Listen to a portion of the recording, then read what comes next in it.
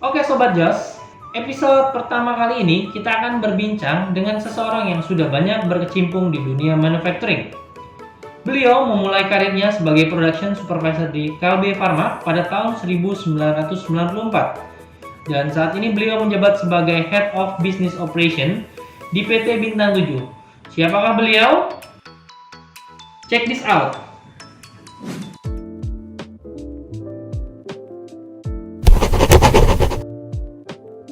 Baik, selamat pagi rekan-rekan semua, Bapak Ibu semua dimanapun berada. Hari ini pastinya kita akan join santai. Kita bisa lihat ya di belakang saya itu pantai, biar santai kayak di pantai gitu ya.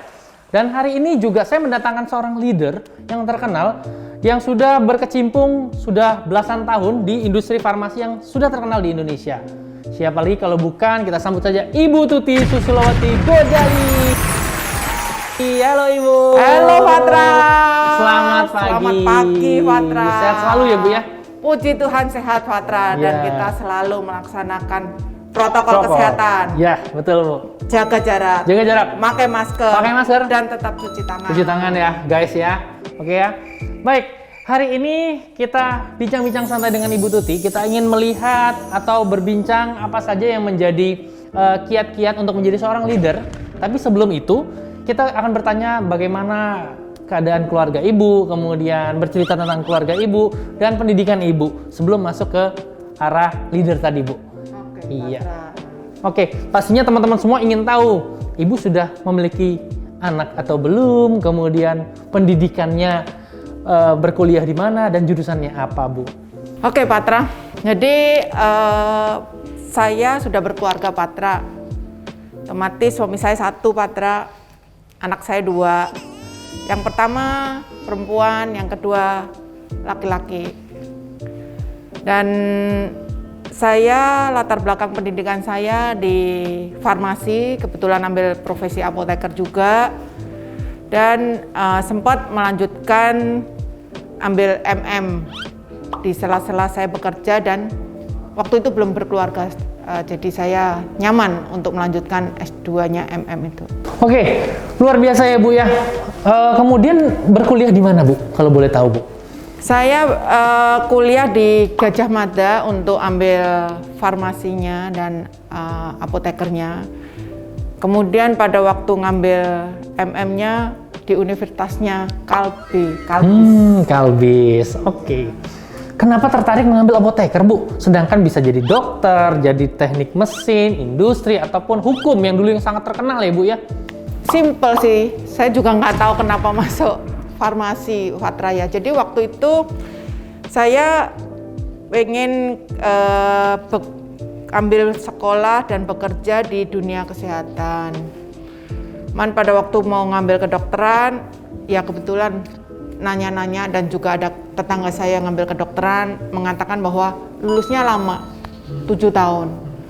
Dan karena background keluarga saya yang sederhana menginginkan saya untuk cepat lulus, cepat bekerja lah intinya, bukan cepat lulus ya, cepat bekerja supaya bisa membantu orang tua.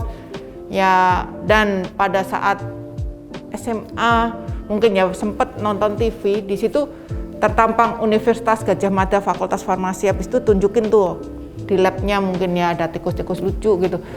Nanya-nanya katanya farmasi itu ada hubungannya kesehatan dan tentang obat-obatan. Dari situ akhirnya ya saya coba untuk masuk dan puji Tuhan, Tuhan juga kayaknya memberkati saya di situ. Akhirnya saya bisa lulus dengan baik dan bekerja sesuai dengan background saya di awal, dan sekarang pun tetap sesuai background saya ya, karena tetap di industri farmasi. Oke, terima kasih Ibu. Itu tentang keluarganya. Kita berbincang untuk karir Ibu. Ya, Ibu dikenal sebagai leader di salah satu industri farmasi yang terkenal di Indonesia, yaitu Kalbe ya Bu ya. Boleh bercerita Bu, ketika awal berkarir di Kalbe Bu? Saya pertama kali masuk di Kalbe itu tahun 1994 Patra. Dan masuk sebagai manajemen trainee, yang waktu itu manajemen trainee itu hanya sekitar 3-6 bulan. Kalau program sekarang ini di Bintang 7 adalah SDP yang programnya 1 tahun. Ya waktu itu selesai SDP selesai manajemen trainee saya 3 bulan dan mendapatkan kepercayaan menjadi supervisor produksi, khususnya di seksinya itu waktu itu namanya seksi ya, seksi kemas stripping. Boleh bercerita Bu, ketika menjadi supervisor sebenarnya apa kiat-kiat Ibu sehingga saya dapat catatan bahwa Ibu tergolong sukses untuk menjadi supervisor Bu? Yang pertama saya lebih membina relasi dulu dengan teman-teman tim gitu ya, karena memang tim itu secara usia waktu itu jauh, saya baru lulus pasti paling muda ya, mereka jauh lebih tua.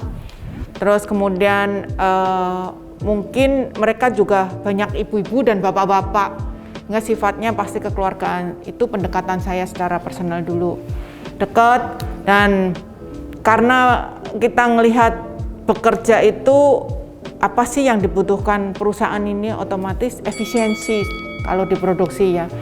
Dan itu kayaknya pas banget gitu ya. Saya ngelihat ada hal-hal yang perlu diefisienkan di situ. Dan puji Tuhan juga berhasil. Yang waktu itu mengurangi jumlah orang tapi dengan speed yang minimal sama bahkan jauh lebih cepat gitu. Dari situ kelihatan sekali progresnya dan terlihat sampai ke COGS-nya bahwa memang benar COGS-nya juga menurun. Dari situ company juga memberikan penghargaan. Itu Patra. Oke, luar biasa ya Bu ya. Saya mendapat catatan juga Bu, selain Ibu menjadi supervisor, Ibu juga menjabat di beberapa departemen dan beberapa jabatan Ibu. Gitu ya, boleh infokan Bu apa saja Bu yang Ibu sudah jabat dan departemen mana saja yang Ibu sudah jalankan ya Bu? Oke Patra, jadi di Kalbe ini, Kalbe Group khususnya ya, itu benar-benar menghargai kita gitu dan memberikan kesempatan pada kita untuk menjadi lebih baik selama kita mau gitu ya. Jadi hampir setiap 2 tahun sekali saya itu diberikan kesempatan untuk rotasi ke departemen-departemen yang ada di perusahaan. Dari pertama di produksi, kemudian 2 tahun berikutnya saya diberikan kesempatan di internal quality assurance, kemudian 2 tahun berikutnya diberikan kesempatan kembali lagi ke produksi dengan posisi yang berbeda, handle lebih luas lagi dibanding awal gitu ya. Kemudian 2 tahun setelah diproduksi diberikan kesempatan lagi ke marketing. Ini benar-benar agak melenceng gitu ya. Ke marketing, megang produk OTC gitu. Terus kemudian 2 tahun di marketing diberikan kesempatan lagi untuk belajar di manufacturing kembali, khususnya di bidang pembelian. Dan pembelian waktu itu karena Kalbe belum besar seperti sekarang, pembeliannya masih jadi 1 Patra. Di situ banyak belajar ya. Kemudian 2 tahun di pembelian mendapatkan kesempatan lagi kembali ke quality Patra, ke quality control, menjadi pimpinan di quality controlnya Kalbe. 2 tahun di quality control dan di tengah-tengah perjalanan itu sebetulnya ada kesempatan dari Kalbe untuk workshop dengan konsultan pembentukan supply chain. Sebetulnya Kalbe itu mempunyai keinginan membentuk supply chain itu udah cukup lama. Ada konsultan, kemudian 2 tahun tepat saya di QC, kemudian dipindahkan ke PPIC yang waktu itu namanya PPIC dan diberikan kepercayaan untuk mengkolaborasikan PPIC di Pharma waktu itu. Dan selanjutnya masih diberikan kepercayaan di supply chain. Saya kurang lebih 15 tahun berkarya di supply chain Kalbe Group sehingga membentuk supply chain corporate yang saat ini terkenal dengan nama Global Supply Chain, yang mana itu menghandle seluruh SBU yang ada di Kalbe, SBU besar khususnya. Jadi semua dihandle, jadi supply chain-nya sudah end to end dari ujung sampai ke ujung lagi, end to end Patra. Oke, luar biasa ya Bu ya pengalamannya. Wah, kerja gitu ya Bu ya. Luar biasa. Kerja keras, kerja cerdas gitu ya Bu ya. Nah, tapi kita penasaran juga Bu, sebenarnya tantangannya apa saja Bu ketika Ibu menjadi leader? Boleh sebutkan Bu mungkin beberapa tantangan yang menjadi persoalan yang ada menjadi leader ya Bu ya? Kalau leader pertama kali tantangannya pasti manusia, Patra. Jadi karena kan karakter kita beda-beda ya. Saya sama Patra aja udah beda ya, background beda, usia beda. Bagaimana saya itu bisa cocok dengan Patra gitu. Jadi masalah pertama menjadi leader adalah bagaimana kita menghadapi tim yang berbeda-beda ini tapi bisa menjadi satu. Nah, itu tantangan tersendiri bagaimana bisa seperti itu. Yang kedua, otomatis kita bisa mengayomi juga untuk teman-teman ini.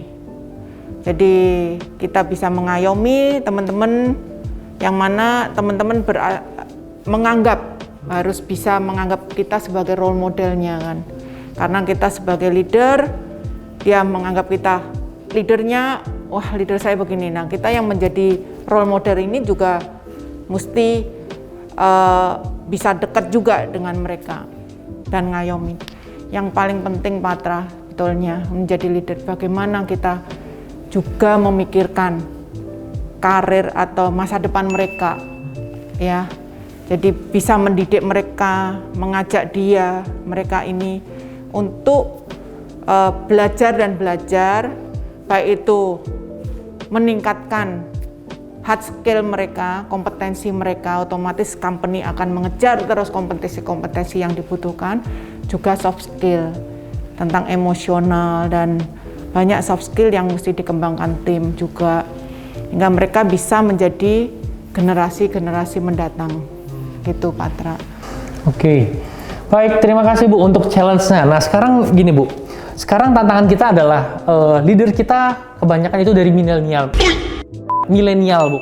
Nah, apa yang menjadi kiat-kiat untuk leader-leader milenial ini Bu, supaya kita juga bisa tangguh, gitu ya Bu ya. Kemudian kita juga bisa disegani sebagai leader, walaupun kita dengan culture dan attitude yang berbeda dengan mungkin yang Ibu dulu, gitu ya Bu ya.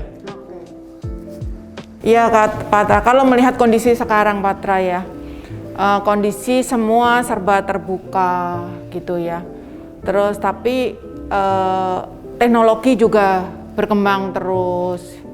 Tantangan bagi leader-leader kita saat ini adalah dengan keterbukaan ini dan teknologi ini, otomatis satu, mereka harus adaptasi cepat gitu ya.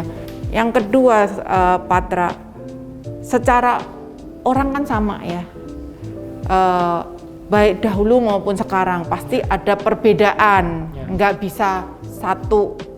Jadi dia harus tetap bisa menjadi role model tadi, yang mana sikap-sikap role model yang pasti dia harus tunjukkan adalah sikap yang rendah hati ya, yang tadi tetap bisa mengayomi walaupun orangnya mungkin pintar sekali, tapi itu sikap-sikap yang harus tetap dijaga, harus bisa mengayomi dan menjadi role model teman-teman. Dan yang paling penting Patra, di zaman apapun tetap satu, kita harus bersyukur. Siapapun kita selalu harus bersyukur karena kita tetap ada yang di atas kita lagi ya. Jadi harus selalu rendah hati, mau berubah, adaptasi mudah, dan selalu bersyukur Patra. Oke, luar biasa ya Bu ya. Jadi menjadi seorang leader itu guys ya, bukan kita santai-santai kemudian menjadi leader, tetapi di situ banyak kerja keras di dalamnya gitu ya. Kemudian semua hal itu harus mulai dari diri kita sendiri ya. Seperti yang kata Bu Tuti tadi bilang ya, kerja keras gitu ya, mengayomi, rendah hati, bersyukur ya. Jadi bukan hanya kita bekerja di lapangan, tetapi kita juga tetap berdoa untuk menjadi seorang leader. Itu saja. Mungkin itu saja Bu Tuti bincang-bincang santai kita. Terima kasih untuk sudah hadir di sini ya Bu ya. Nanti kita akan berbincang lagi ya Bu ya di segmen berikutnya, mungkin tentang yang lain gitu ya Bu ya, yang lebih santai dan setting yang berbeda juga. Itu ya Bu ya. Terima kasih. Mungkin ada pesan-pesan terakhir Bu? Buat sobat-sobat Jos ya, saat ini ayo kita sama-sama selalu percaya bahwa perusahaan ini selalu mengembangkan kita untuk ke arah yang lebih baik dan lebih baik lagi, dan kita selalu siap untuk mendukung segala macam perubahan yang ada. Yang penting untuk mendukung Bintang 7 menjadi better.